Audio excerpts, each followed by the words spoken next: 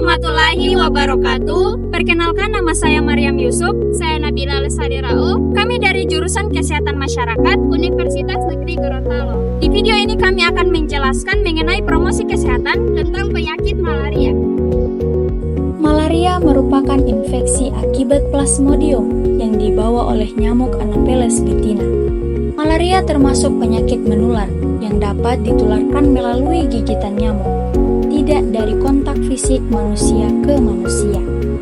Untuk cara penularan malaria, yaitu terjadi ketika nyamuk Anopheles betina yang telah terinfeksi Plasmodium menggigit manusia.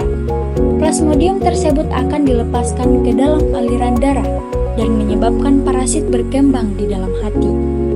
Kemudian menyerang sel darah merah dan menimbulkan munculnya gejala klinis. Nah, setelah memasuki tubuh manusia, parasit akan melakukan perjalanan ke hati, berkembang biak, dan menyerang sel darah merah yang bertugas membawa oksigen. Setelah masuk ke dalam darah, parasit akan bertelur dan berkembang biak sampai sel darah merah pecah. Nah, kalau sudah seperti ini, kondisi tubuh akan mengalami sakit dari sebelumnya.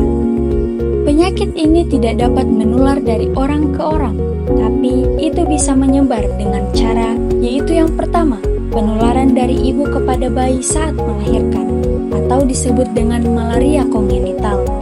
Yang kedua, yaitu transfusi darah. Yang ketiga, penggunaan jarum suntik bersama. Dan yang keempat, ada transplantasi organ. Untuk penyebab malaria, yaitu disebabkan oleh infeksi Plasmodium yang terbawa nyamuk Anopheles betina yang terinfeksi. Nah, di antara spesies parasit yang menjadi penyebab malaria pada manusia, Plasmodium falciparum dan Plasmodium vivax merupakan ancaman terbesar. Jika malaria tidak diobati dan ditangani dengan baik, dapat mengakibatkan berbagai komplikasi yang membahayakan kesehatan, bahkan kematian. Ada beberapa gangguan kesehatan yang dapat timbul jika malaria tidak diobati, yaitu yang pertama, anemia. Kerusakan sel-sel darah merah oleh parasit malaria lambat laun akan menyebabkan anemia parah. Yang kedua, kerusakan pada otak. Kerusakan pada sel-sel darah merah dapat menyebabkan pembengkakan pada otak yang meningkatkan risiko kerusakan otak permanen, kejang hingga koma. Yang ketiga, kegagalan organ tubuh. Parasit penyebab malaria dapat menimbulkan gangguan pada fungsi organ tubuh seperti ginjal, hati, dan limpa yang dapat mengakibatkan kematian. Yang keempat, yaitu gangguan pernafasan. Penderita malaria dapat mengalami kesulitan bernafas akibat cairan yang terkumpul dalam paru-paru. Dan yang kelima, ada kerusakan pada sistem saraf. Parasit Plasmodium falciparum dapat menginfeksi sistem saraf pusat, mengakibatkan gangguan neurologis seperti kejang, kebingungan, bahkan kelumpuhan. Malaria adalah penyakit yang dapat terjadi pada siapa saja, akan tetapi terdapat beberapa faktor yang dapat meningkatkan resiko seseorang terkena penyakit malaria. Di antaranya adalah yang pertama, yaitu usia. Malaria dapat terjadi pada semua kalangan usia, tetapi penyakit ini rentan dialami oleh anak berusia di bawah 5 tahun.